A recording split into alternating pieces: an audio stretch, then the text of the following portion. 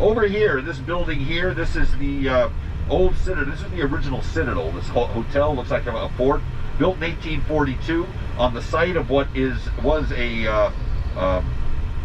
armory that was built in 1829, and this field that was established in 1822 as a parade ground in response to a failed slave rebellion that happened down here.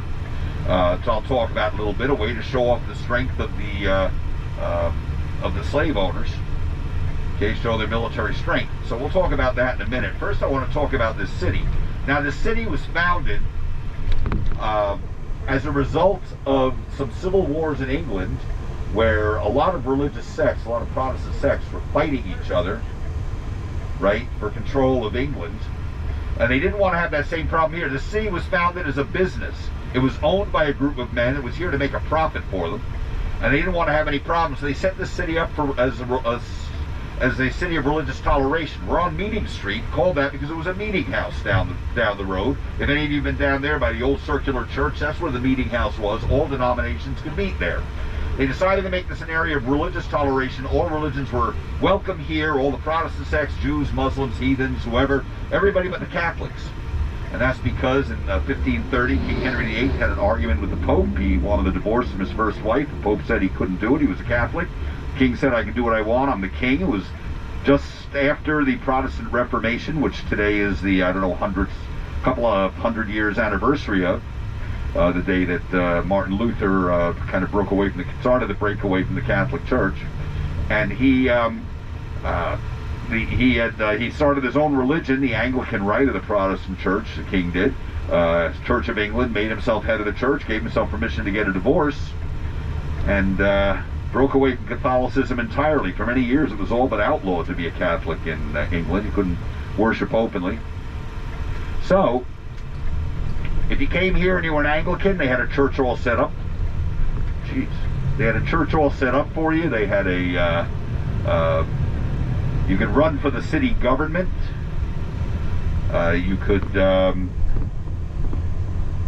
You could own as much land as you want. If you weren't an Anglican, you came here, you couldn't run for the city government. You could own land, but they sometimes made it a little difficult to get more land.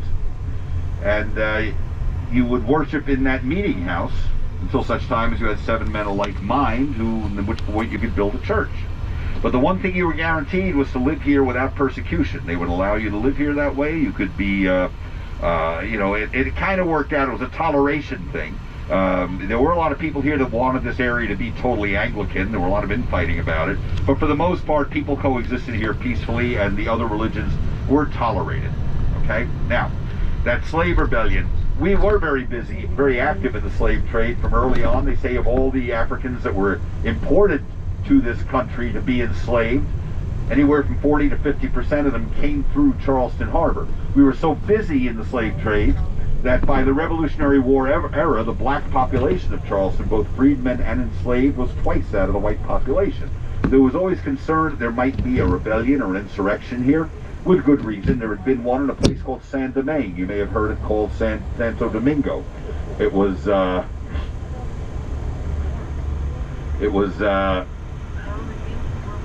started around 1792. Slaves were involved. By 1802, when the rebellion ended, the slaves had pretty much taken over the rebellion, and they owned that colony. They took it away from the French. They changed the name of that colony to Haiti. That's where Haiti comes from, first black nation outside of Africa. And they were afraid something like that might happen here. So what they did is they gave slaves here a little more freedom than most. They could go around town. They could buy things at the market for their owners. They were given... They were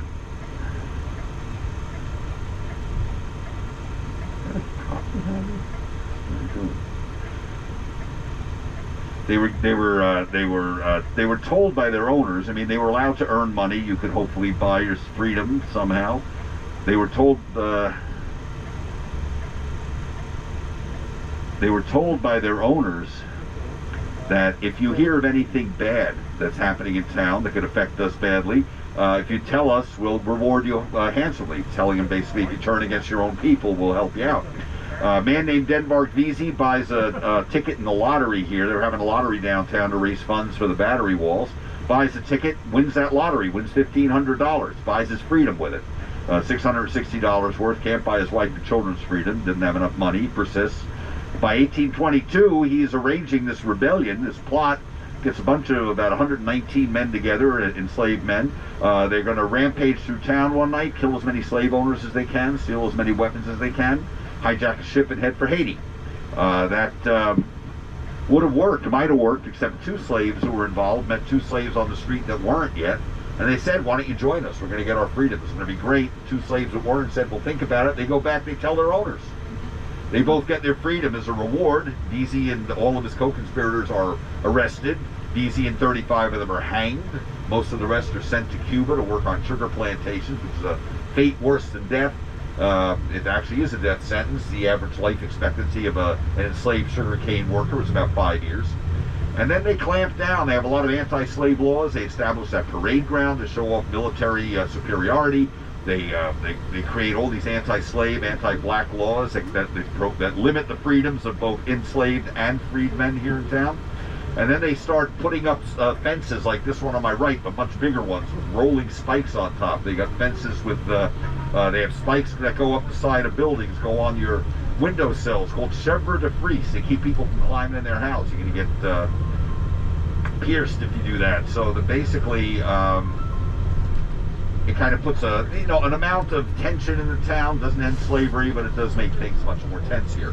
Now, this is the College of Charleston campus.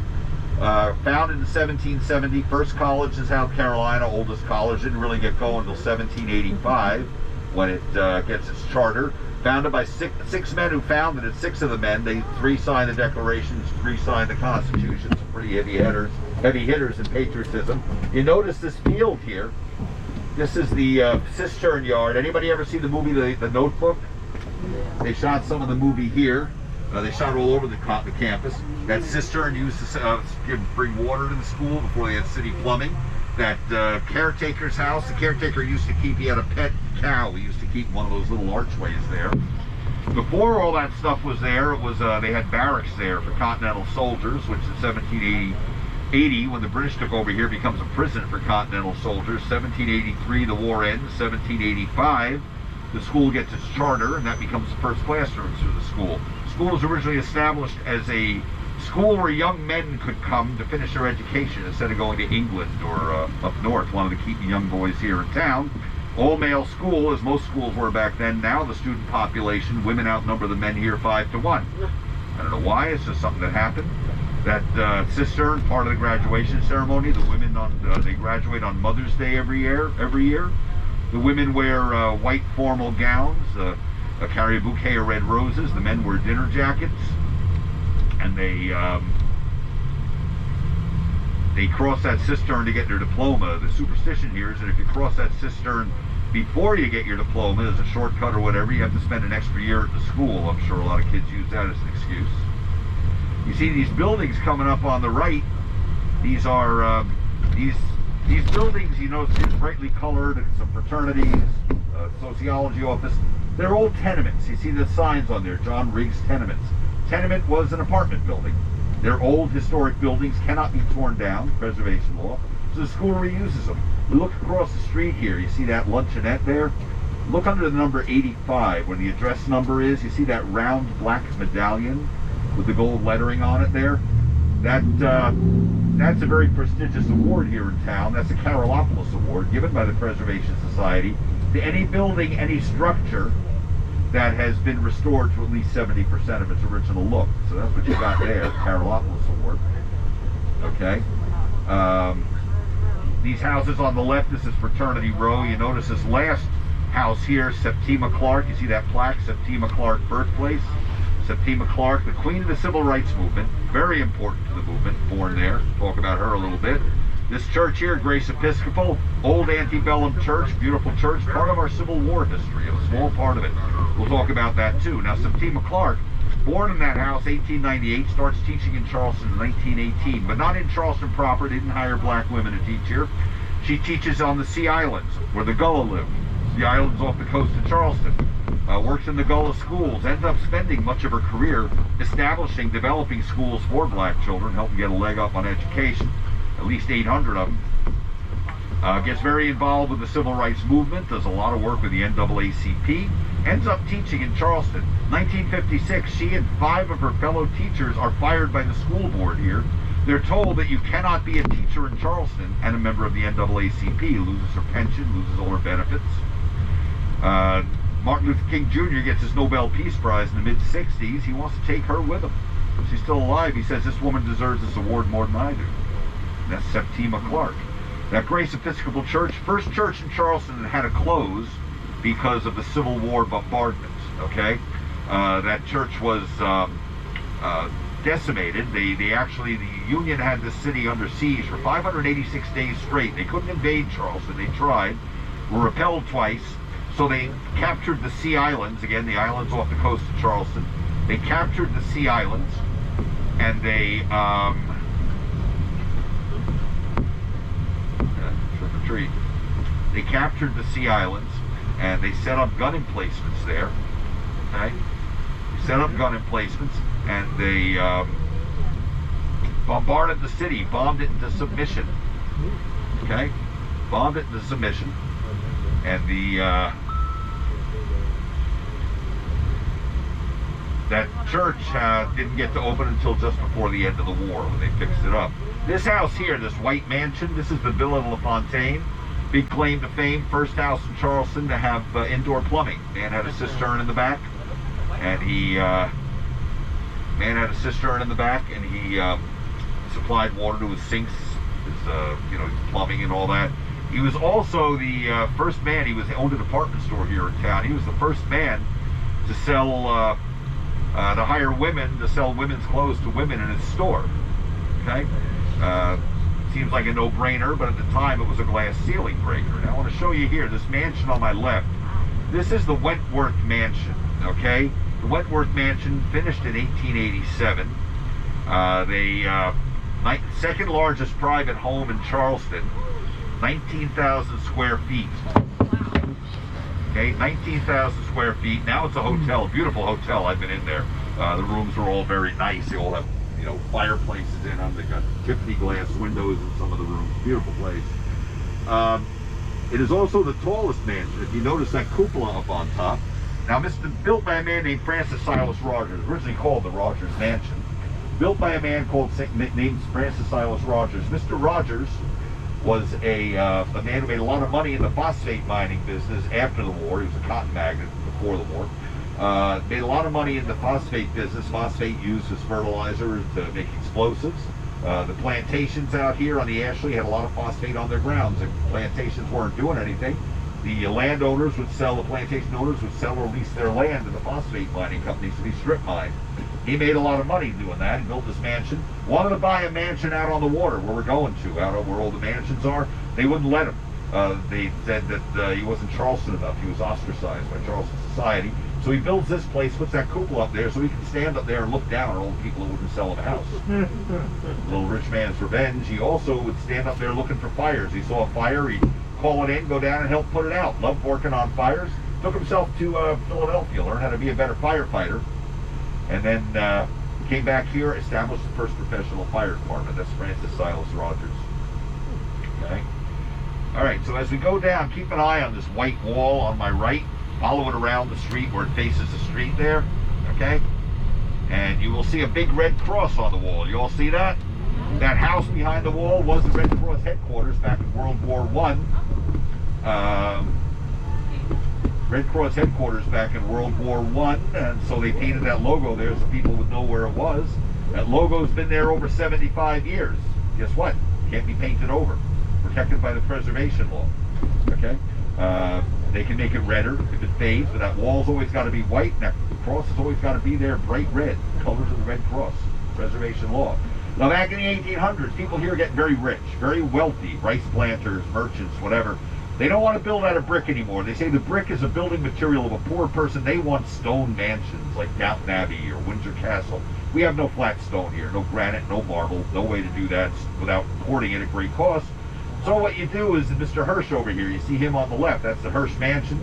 You build out of brick. You cover the brick with stucco. Make it look like stone. You etch the stucco a little. Make it look like individual blocks. He took it a step further. He painted those etched lines red. That's what rich people did. They wanted to show off their wealth. They do all kinds of things like that. So that's what you got there. Stucco over brick. Painted red with oxblood. And it's lasted since the 1800s. So if you want something to stay red, use oxblood. All right, you see this house across the street. Big mansion here, beautiful salmon-colored mansion. Got a big kitchen house hanging off the back. Look to the left. You got a privacy door and a piazza. That's a big single house. Okay, 1 room wide. It's got 3 levels on the floors. That's what you'll see. You'll see that design repeated all over Charleston. Blue roofs on the piazzas. See the blue roofs on this piazza. You'll see it all different size, all different quality houses. Single house, very, very popular design here.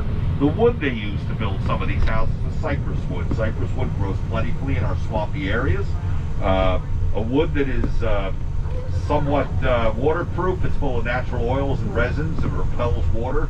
Termites hate the taste of it, so it's good for building houses on the one hand. On the other hand, this house here, you see some of the fading on the paint. Some of that is the oils in that wood eating away at the paint.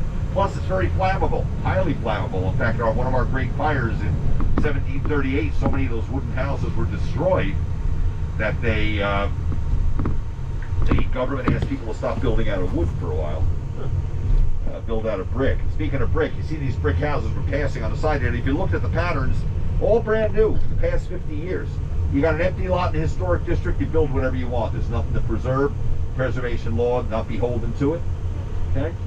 Over here, white fences on housing. Not this fence particularly, but white fences, more picket fences.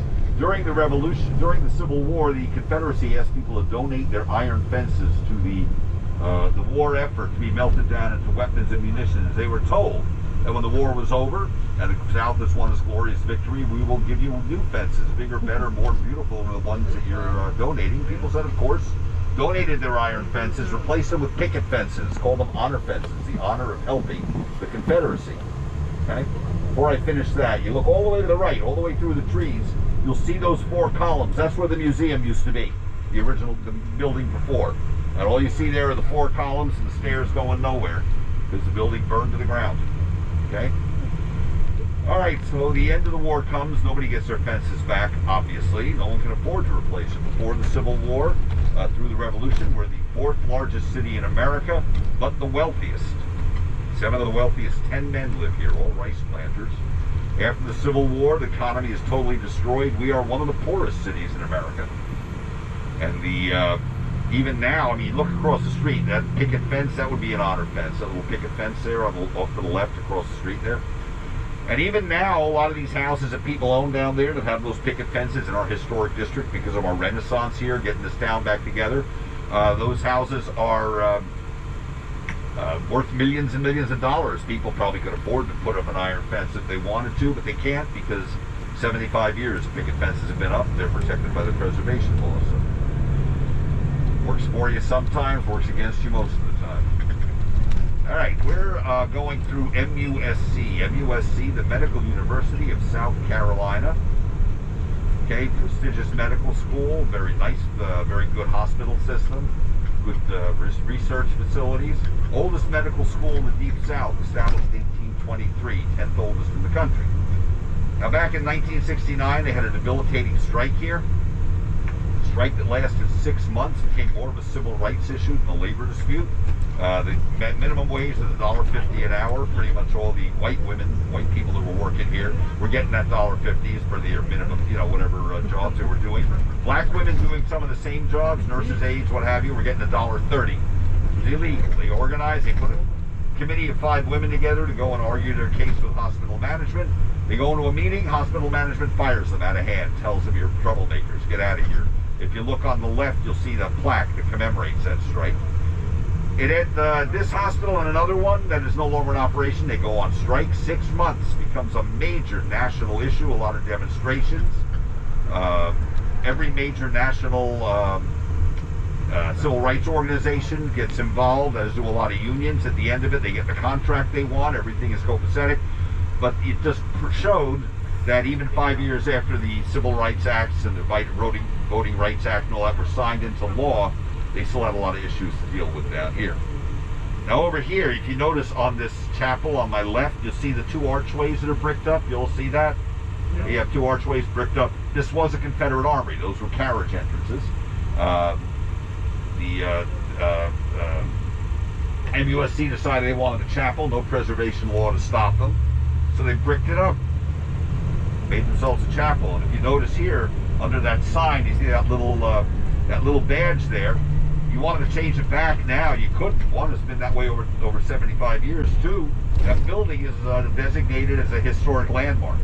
It's on the National Registry of Historic Landmarks. Alright, so at this point, as we go out of here, we're kind of leaving the historic district, heading for the Citadel. What I do here is talk more about disease. Not terribly, not a lot to talk about historic here. A couple of things I'll point out to you. Now we've had, like I said, a lot of run-ins with disease, a lot of incurable diseases in this town. Okay, things like malaria, yellow fever, smallpox, diphtheria, cholera, dysentery, you name it. 90% you got it, you died. I mean, that was just the way it was. These diseases would hit. We'd have an epidemic. Hundreds, if not thousands, of people would die every year from whatever disease was prevalent. They thought disease came from something called bad air originally. They had no idea what was going on. Again, keep in mind germ theory, microbe theory, antibiotics. None of that research or discovery is done until well after the Civil War. They thought disease came out of bad air. Being in a place with bad air came out of a concept in the Middle Ages when people were dropping like flies from bubonic plague. They thought that the bodies lying in the streets were putting bad things in the air as they rotted away, which wasn't true. Bubonic plague was spread by vermin, rats, fleas, much like the diseases here. A lot of them were spread by mosquitoes. Okay, a lot of them were spread by mosquitoes, especially malaria and yellow fever. In fact, the disease malaria, if you break it down, old Italian word, mal means bad, aria means air, malaria, bad air. Okay, that's what they thought back then. Very virulent diseases. We had a yellow fever season when the mosquitoes would start hatching. There's a story of a ship that went into the port of Haiti back in the 1800s. 30 very healthy people aboard at the height of yellow fever season. Within 3 days of their putting in at port, 35 of those people were dead from yellow fever. It just worked that quickly. Very, very virulent disease. Sometimes you got so sick with these diseases that you go into a semi-comatose state. You know, you had a doctor there keeping an eye on you. Now we've got all kinds of sensitive equipment that can sort of measure whether you're breathing, your heart's beating, all that. Back then, all you had was a doctor putting his head on your chest or a mirror in here, if you could hear a heartbeat, putting a mirror in front of your nose to see if he saw any condensation from your breathing. If he saw or heard neither, then you might assume you were dead. As a result, a lot of people were buried alive. Not as many as you think, but they have at least 300 cases on record. It's enough that it started a fear around the world called tapophobia, the fear of being buried alive. That's how they dealt with things back then. They didn't have cures. They didn't know what the cure was ever going to be, so they dealt with it as best they could. On my left, this little house here. You'll see a lot of these little houses on this block. What we call freedman cottages. Okay, this was a neighborhood where a lot of emancipated slaves came to live. Still a predominantly black neighborhood. Had a lot of neighborhoods like this with inexpensive housing, both black and white. Not, in fact, a lot of the backyards of the workyards of mansions downtown, before they had those beautiful gardens back there, a lot of them were had all those houses behind the mansion. People had to live somewhere. Not everybody in Charleston owned a slave or had property. That very romantic Gone with the Wind lifestyle so many people come down here to learn about was actually only enjoyed by the upper 2% of the population, the planters, with another little group of people below them that could probably own a slave or two. Most people in town were just your average, what we call now blue-collar workers. Back then they called them mechanics, people that worked with their hands, tradesmen, that kind of thing. Had a lot of that here, big populations of that, and very inexpensive housing that way. Okay, so now we're going into Hampton Park. Hampton Park, named for a man named Wade Hampton, very wealthy man in Charleston, becomes a Civil War general, ends up running for governor here in 1886. kind of on a platform, or 1876, I should say, on a platform of elect me and I'll get all the Yankees out of South Carolina. And of course, that's what happened back then. They had the compromise of 1877, a very contentious presidential race between Rutherford B. Hayes and Samuel Tilden. They end up giving the presidency to Hayes. He basically wins by one electoral vote, and they allow a lot of these states that have become Republican controlled to become Democrat controlled again. And then you have the troops pulled out of here, end of Reconstruction, beginning of the Jim Crow era. That on the left there, that gazebo, that's part of what was left of an old group of buildings that were here. They had a big exposition here, 1901-02, called the West Indies Exposition. It was a way to try and get business into Charleston, like a big World's Fair, a lot of demonstrations, exhibits, entertainments. It was a dismal failure.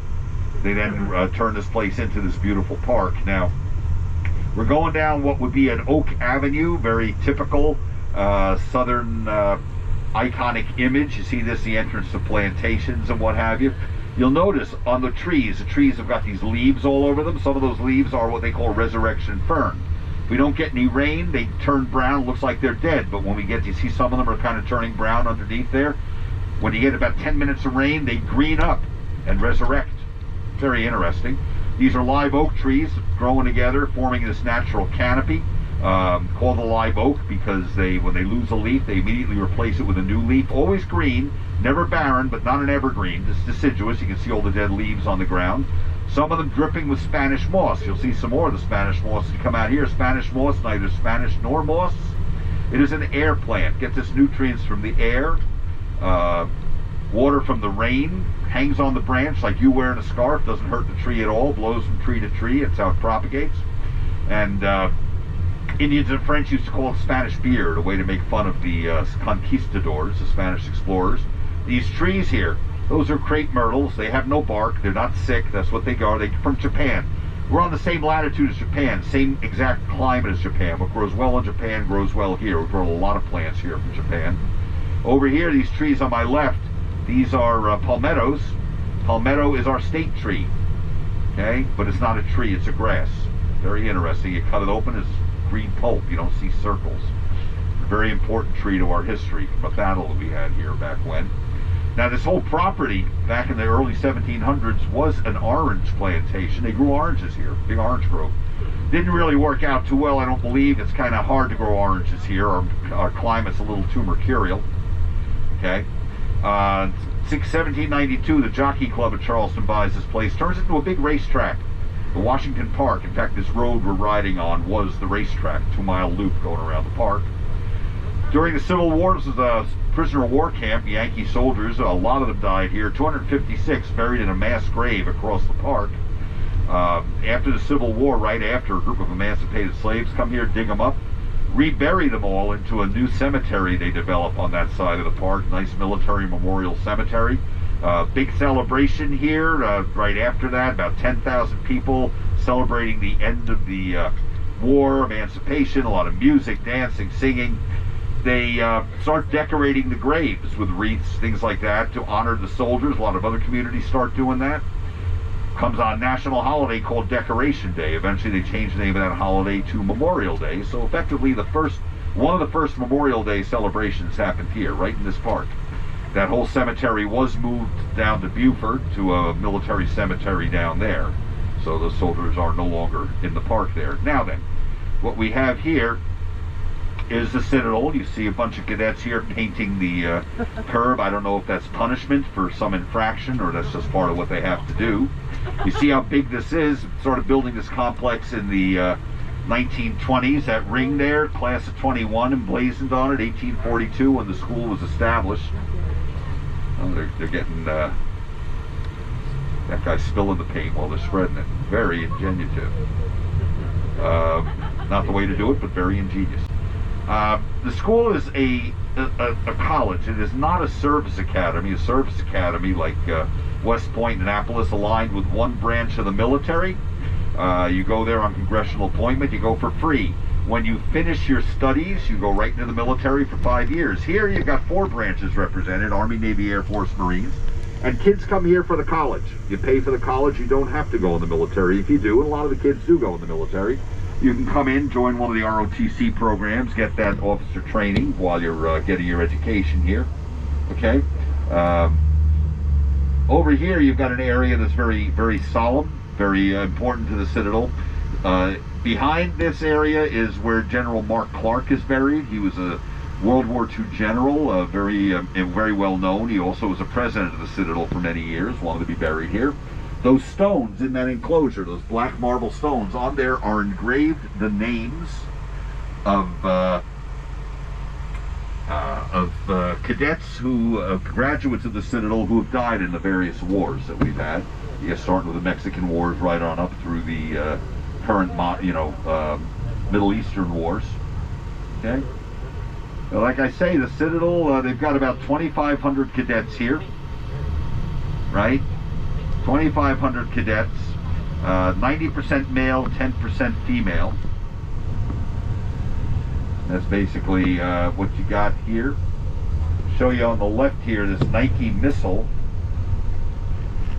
Got this Nike missile here. Now this missile, they say if this were to be launched, the trajectory would take it right to the Virginia Military Institute, which is a rival of the Citadel. I'm sure they have something there aimed at the Citadel.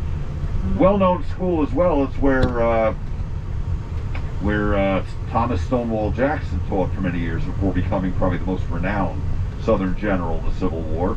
You've got things representing the four branches: a U.S. Marine landing craft, World War II vintage, large anchor from a naval vessel, World War II vintage, World War II vintage Sherman tank here. Now, back in 1967, one of my fellow tour guides who was a cadet here, he and his roommate decided to impress their girlfriends, so they got that tank running, took it for a ride around the downtown area here. Did not impress the administration. Now both the tank and the landing craft are disabled, so you can't do that again. This F-4 Phantom, used in the Vietnam conflict, the name on the front, Annette, was the name of the wife of the commander who flew it. And in fact, as I understand, he actually went out, that commander went out to wherever the Air Force was keeping it when they donated the plane and flew it back here. The 1966, the first African-American gentleman is accepted here. Okay, took that long to get this place integrated. And up until 1995, though, it was an all-male institution. Now, in 1993, a young lady named Shannon Faulkner applies here. That's the name, it could be a boy's name as well. Eliminates any reference to her gender from her high school transcripts, and gets admitted. You know, she had the grades, comes here to enroll. They tell her, you can't enroll, you're a girl. She said, you're a state-supported school, we'll see about that. And she presses suit, gets a lawyer, presses suit, goes all the way to the Supreme Court. And the Supreme Court tells the Citadel, you know, open admissions, state support. You know, you really can't discriminate anymore. You've got to admit women. So she gets admitted. And only lasts here about a week and a half. A lot of negative pressure. A lot of people very angry at her because of the little tricks she pulled to kind of prove her point with the admissions board. And so she's out of here after a week and a half. Can't deal with the pressure. But following year, 5 women are accepted, 3 graduate. One of them, Nancy Mace, who's the first female graduate of the school, is actually running for Congress from this district this year. And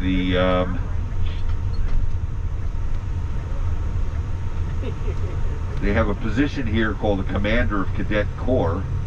It is bestowed on an exemplary senior cadet every year to run the Corps for their senior year, and in the 2018-19 school year it was bestowed on a female cadet. So they're making some strides here. First time in the 175 some odd year history of the Citadel that the female ran the cadet corps.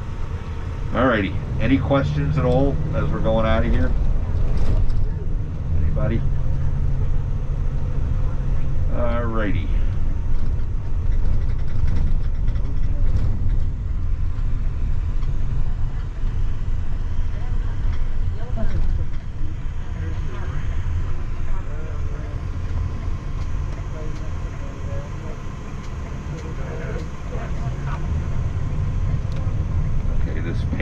might be a first year students here called knobs. They get to do all kinds of fun stuff, and this might be one of their activities. Alright, so as we go out of here, you see these big paw prints painted on the ground. That's Boo the Bulldog. Boo is the mascot here, Citadel Bulldogs, right? She's the mascot here. They're up to Boo number 10 for the live dog they bring out on the field and stuff. Female bulldog, oddly enough. They have a mate for her. They just got a 16-month-old bulldog puppy, young boy puppy. That the original male died about the beginning of the year, so they got another one. And you see a statue of Boo there on the left. You'll see that stadium. That's Haygood Stadium. We're on Haygood Avenue. Johnson Haygood, for whom this is named, he was a cadet here in the mid-1800s. Actually graduated at the top of his class. Becomes a Civil War general, best known as the commander of Battery Wagner.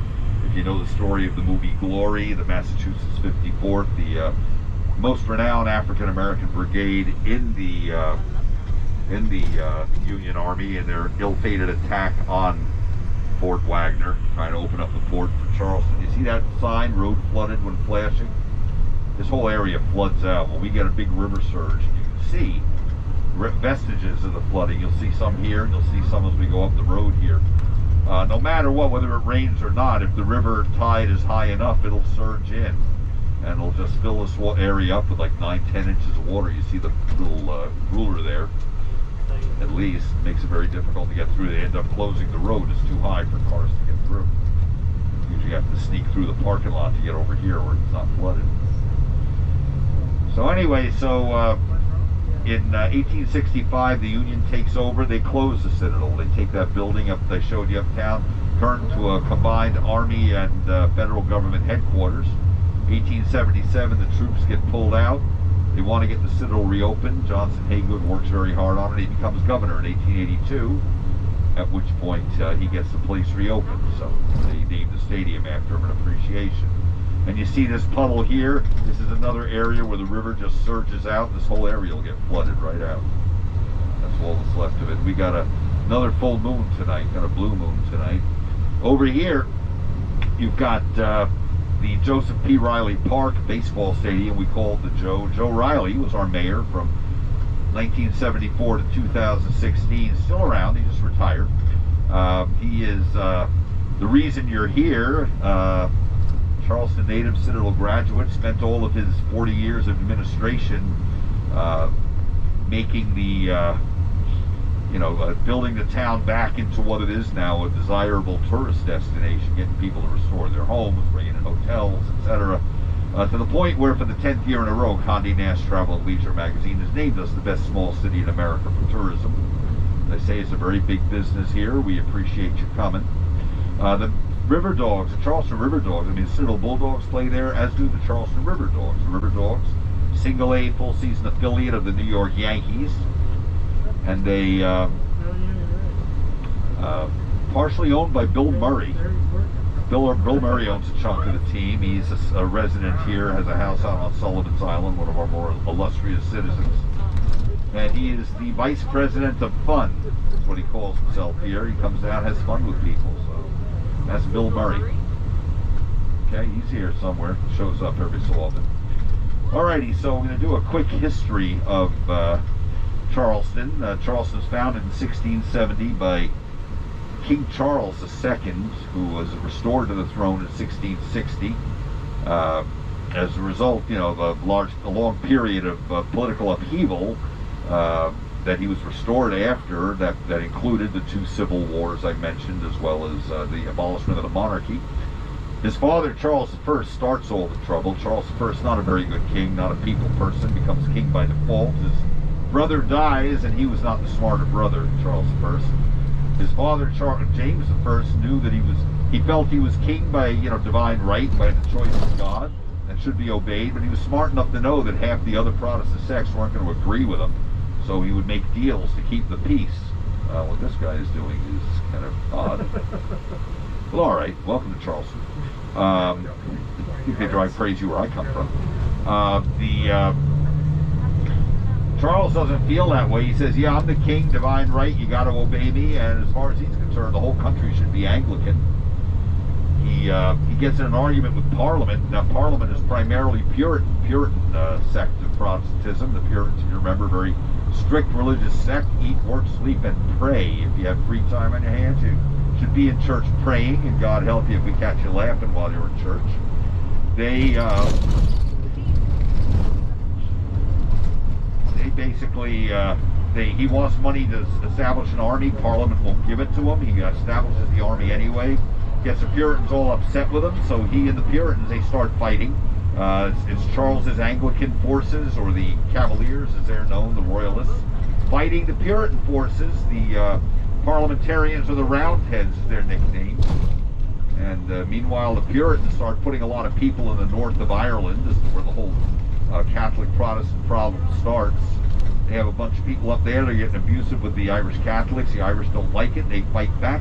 You have the Irish Rebellion going on. And then Charles tries to impose the Anglican Bible on the Scots, who are staunch Presbyterian Protestants. And so they get into a whole to-do about that. And they're all fighting. They finally, the Puritans wear down Charles's army. And they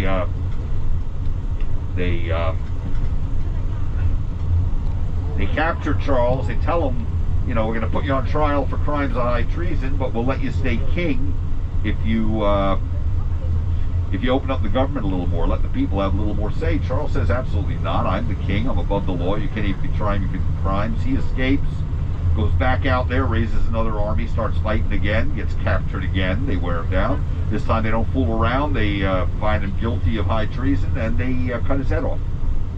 You know, they execute him. His sons have to get their way out of the country and up to France, Belgium, to get out of harm's way. Now, before I finish the story, that bridge there, that's about where we first came when we settled here. That is the Ashley River. Notice all this marshland on both sides. We're riding on reclaimed marshland. 40% of Charleston is built on reclaimed land. It's called made land. Some of it filled in well, some of it filled in rather shabbily, using all kinds of stuff to fill it in, including animal carcasses and in some cases human bodies.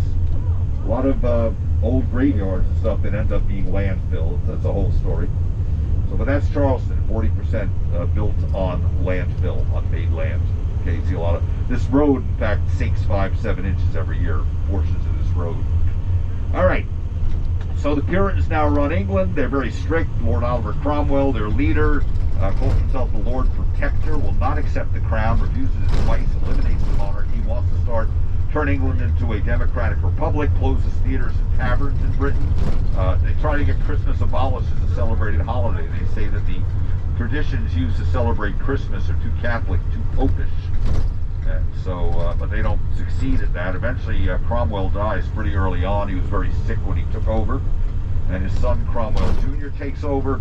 Not as good a politician, easily pushed aside by 8 men, 8 lords loyal to Charles, who give him money, armies, munitions, bring him out of exile, help him defeat the Puritans, go to Parliament, get him restored to the throne. So Charles is now King of England. He owes these men money. He has no money to pay him with. Now on my left, you see that lake? That's Colonial Lake. Man-made lake, built late 1700s to... built in the late 1700s. Originally was a mill pond.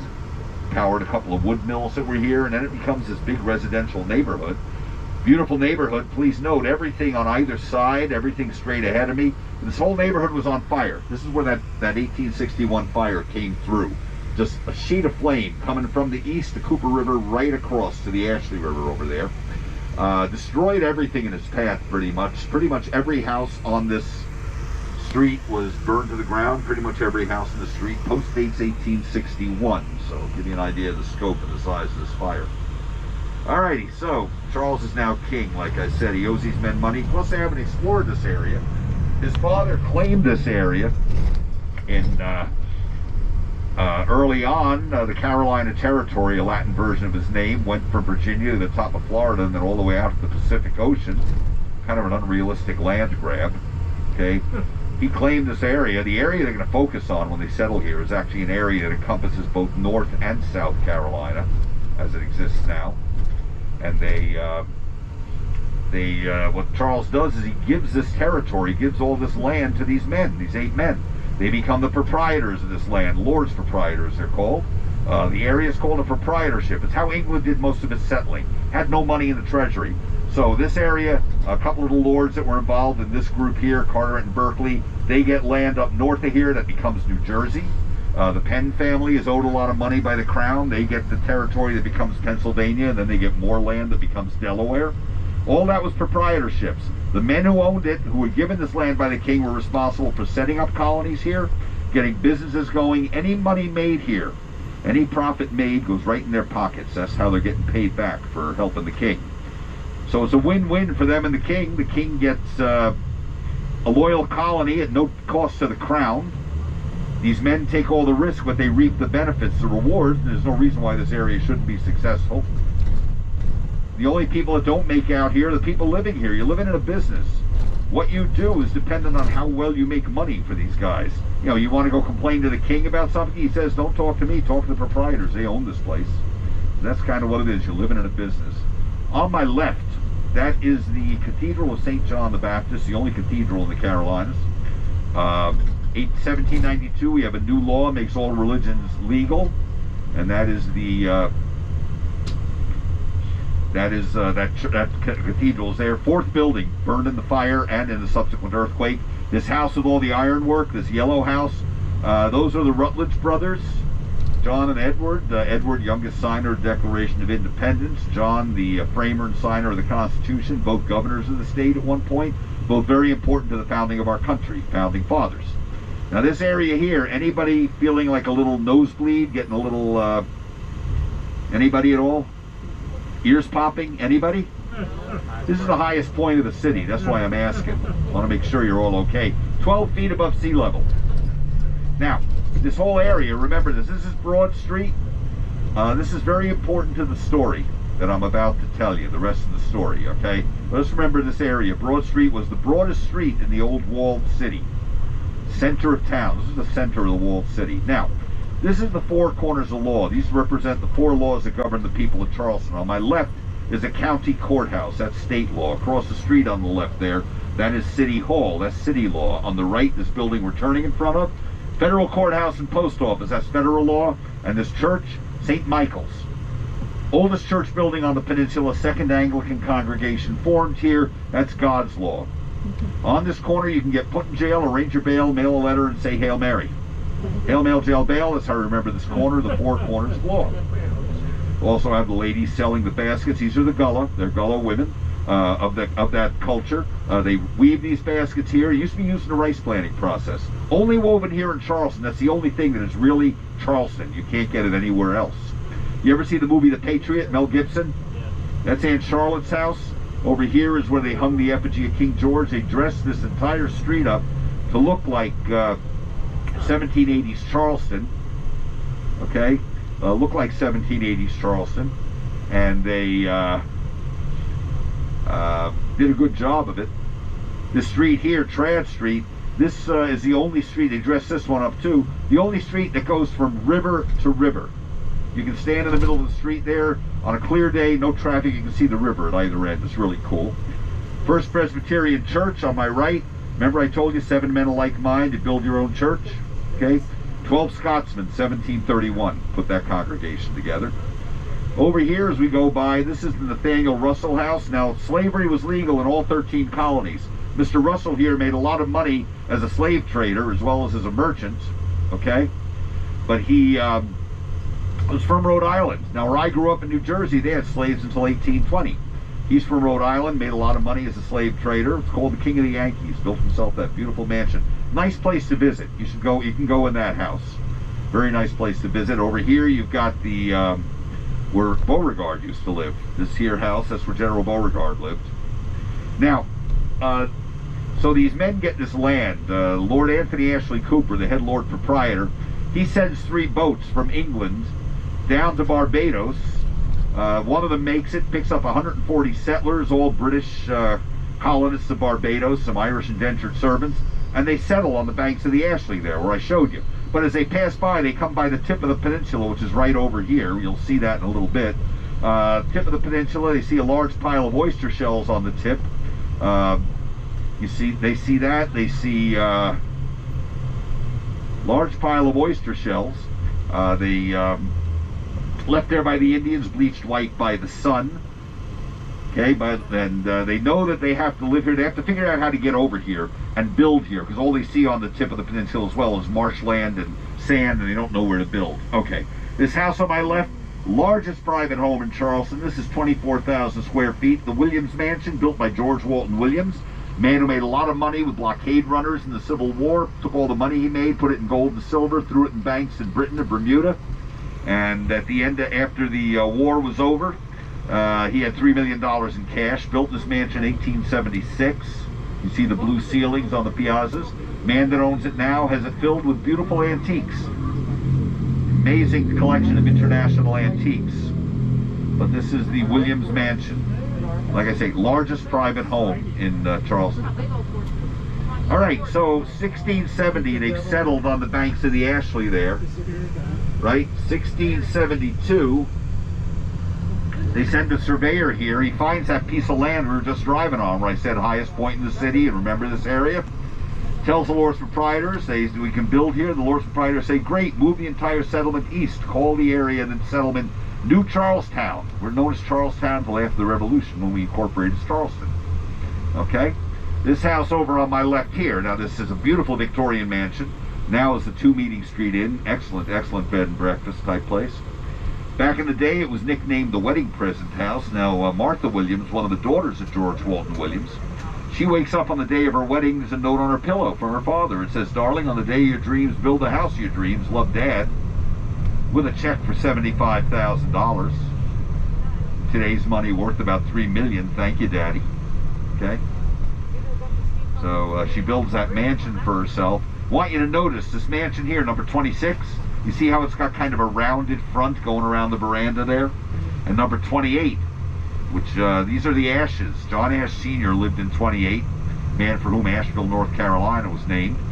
John Ash Jr. lived in 26. Now he built that room up front kind of rounded. It was actually his parlor, place where he did most of his entertaining.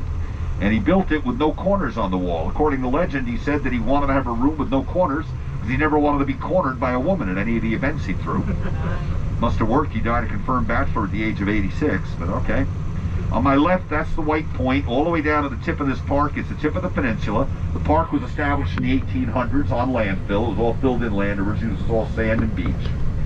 So they move over there, and ahead of me there is the Ashley River. So you see where we are. We are at the tip of the peninsula. Okay, so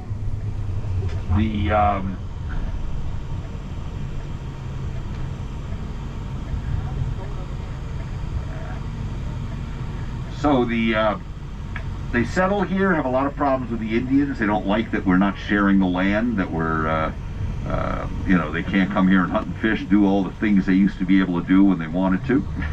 French and the Spanish are attacking us constantly, so we have to fortify the town. Okay? So we have to fortify the town.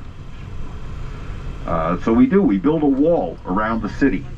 Build a wall that along the Cooper River side is made of bricks, 7 million bricks, 17 feet high, built by both enslaved and paid contractors. The rest of the city wall is all earthworks and stockade, covering a 3x4 block city area, which was the old settlement. And they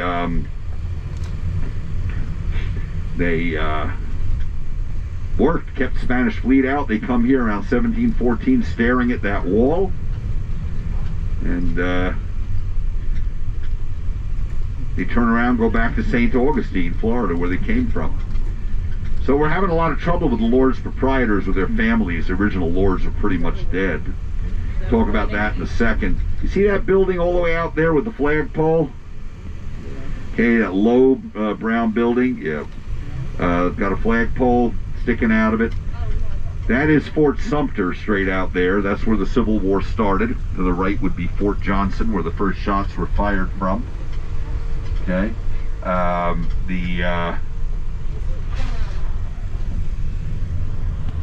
Where Fort Sumter is the Atlantic Ocean. That's 3 miles off the coast. This is the Ashley. Over to the left is Cooper. Straight ahead of us are where the two rivers come together. Okay? It's where the two rivers come together, and where Fort Sumter is where the tidal plain starts. Alrighty, so let's see what we got going on here. So the Lord's proprietors aren't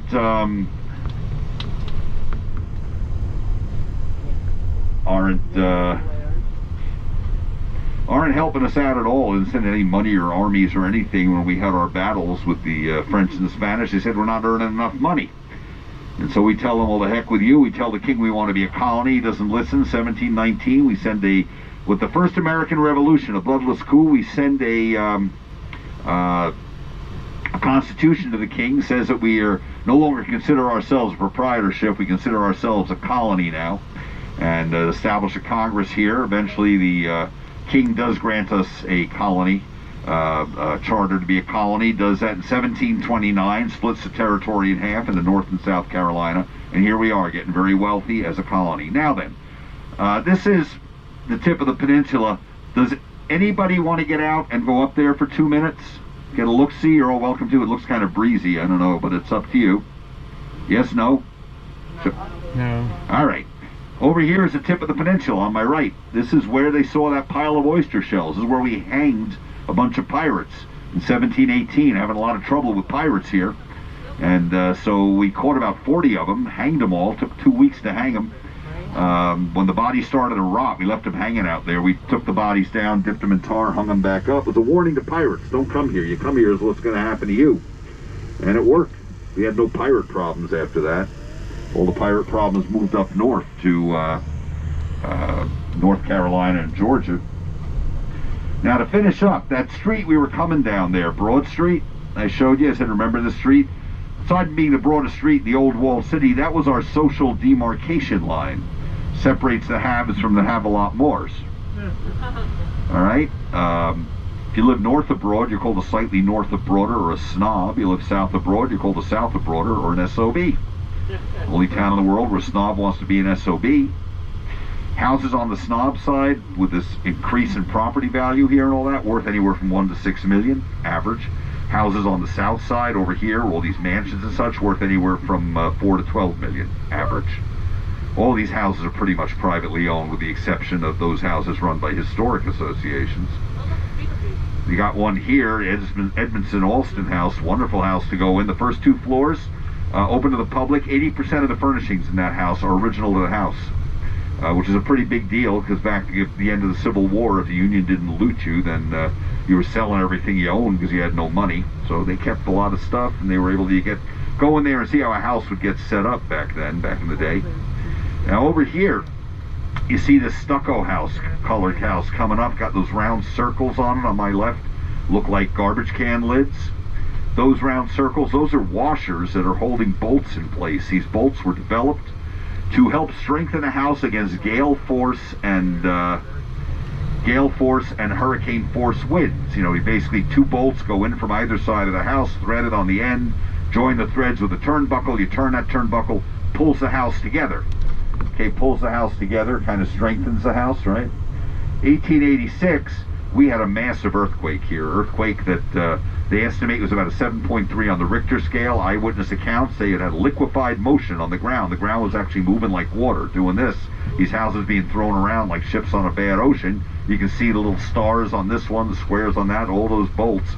The houses were structurally damaged, probably going to fall down. No one could afford to tear the houses down and rebuild them. So they used those bolts. They began calling them earthquake bolts. They put them through the houses. They strengthened the houses, kept the houses up. Okay, and it worked. That's how a lot of people saved their homes here. Now you notice Vanderhorst Wharf. You also notice, if you look there, you see a little piece of wall sitting on the sidewalk there. You can catch a glimpse of it through the bushes here. Do you see that little piece of wall there on the sidewalk? Okay, that's a piece of the wall that went along this area. Now, that's the Cooper River. But all this land wasn't here. That was all filled in. The river was right up to here. The wall was right here. It got knocked down to ground level. It started about 1739, knocking it down. These buildings here originally were all wooden buildings that were replaced slowly by these row houses. This is Rainbow Row. Longest row of row houses like it in the country, 13 of them. Notice how most of them have carriage doors. This pink one is the first one that was restored. The wharf was here. These were places of business. People would live upstairs, do their business downstairs. The wharfs would go about 600 feet out into the water. Ships that tie up there, bring in cargoes. Some ships coming on the Middle Passage. which was the last leg of a journey from Africa to whatever country the people being held on board were going to be enslaved in, would tie up there. They would have slave sales on those wharves. You could go out there and buy a human being who had yet to set foot in this country. Okay? The Rainbow Row, and over here, this is the old exchange and Provost Dungeon. That's the back of the building. The front faces the water. The water came right up to the front of it. The Rainbow Row comes from the fact that this neighborhood was a mess in the 1930s. They wanted to get it cleaned up, which they did, and they basically, people started buying those, preservation people started buying those row houses, restoring them, painting them those tropical colors, kind of a tribute to our Barbadian heritage. People coming down here would say, why, it looks like a veritable rainbow row of homes, and so the name stuck. Rainbow Row, longest row of row houses like it in the country, and former shopping mall, if you will. Used to be a kind of a strip mall. That old exchange of Provost Dungeon, last building built in America with British money, 1771, was an exchange of sorts. A lot of different things get exchanged there. Did a lot of business there, a lot of government offices. All the ship captains, when they used to tie up here from all over the world, all up and down the East Coast, they used to hang out in there. They had coffee shops and wine and everything they served. You can go in there and you could have a bottle of wine, drink a cup of coffee with these captains, hear the news of the world, what's going on out there. Very social place. When the British took over in 1780, they turned the basement of that building, which had been a warehouse, into a dungeon, kept prisoners there involved in the Revolutionary War. You can go down, you can see where they had the dungeon, you can tour that building. You can also see a hole in the floor where they excavated to expose part of that old wall. Okay? And you might even see the ghosts running around down there. I've seen them. They're down there, a couple of Revolutionary War looking guys. If you notice here, this is Chalmers Street. This is the longest cobblestone street we have in the city. You know, it looks nice, historic and all that. Cobblestones came off of British ships. They were used as ballast on those ships. They were used as ballast to keep the ships upright. Ships would come here empty. We'd empty the cobblestones off of it. We'd fill it up with cargo, take the stones, use them to build road beds and for landfill. On my left, that is the Dock Street Theater. It used to be the Planters Inn, the original Dock Street Theater built around the corner. This was the Dock Street. Queen Street now. It was renamed in the 1730 for Queen Anne. The Dock Street Theater, the first theater built in America for public performance. Over here you see the French Huguenot Church. French Huguenots, again, French Protestants, came here to avoid French Catholic persecution. Only unaffiliated Huguenot Church in the country. They still do services in French. The street we're on is Church Street, named after this church. It ended right here. That was a dock over there. This church up here, this is St. Philip's. St. Philip's was the first congregation that was formed here in 1680 when we first came here. Remember I told you when if you were an Anglican, you came here, they had a church all set up for you? Well, this was it. This is their third building. Their original building was where that white church was at the Four Corners of Law. Okay? And that building burned in a fire, but they knew they were going to tear the wall down, so they decided to move that church over here to be closer to the port. And in fact, they used the steeple of that church as a lighthouse for a while. Kind of cool. And the city puts a street through here down to the market, extends Church Street. On my left, that building with the orange roof, that is the those crosses on the wall are secular. They're actually braces holding the wall together. That's the old Powder magazine, built in 1713, just inside the wall as it came around here. Okay, and these guys here are tourism enforcement officers. They give out tickets for $1,000 to guys like me if we don't follow the tourism rules. Oddly enough, little piece of local history. This area, you notice how we're going downhill here? This is a riverbed, or it was a creek bed. Okay, they emptied it. Notice the sandbags in the door there. Those sandbags are there because you know, if it starts to rain, this place will fill up with water, and they will it'll fill up with water, and they want to keep the water out of the buildings there. And like I said, this was a creek. This was a creek. It was originally filled in the late 1700s by a bunch of very wealthy landowners who gave this land to the city and said, you will establish a market here, a central market. You'll sell all of the food and provisions here. You know, you can, basically you can't, you got to be open every day, and you can't sell slaves here. So since 1807, been open every day with Christmas. We still sell some food here, and never sold slaves here. You'll hear it called the Old Slave Market. That's because up front, in the building that used to be there, the butchers used to cut up meat. They'd throw the entrails on the street, the stuff they couldn't sell. Brought a bird here called the black vulture, black buzzards. Hundreds of them would eat that rotting meat, keep the streets clean, but they're all over the place. You're tripping over them. Plus, there's garbage in the street rotting. There's no health laws, no sanitation laws. Horses don't wear diapers. No garbage pickup. Place is a pit. So what people used to do is send their slaves here to do the shopping. And vendors would send their slaves to do the selling, hence the Old Slave Market, slaves selling to slaves. We never sold slaves here. Okay, this is the end of the guided portion of the tour. Did you enjoy it? You like the stories? Yeah. Oh, thank you. Okay, appreciate it.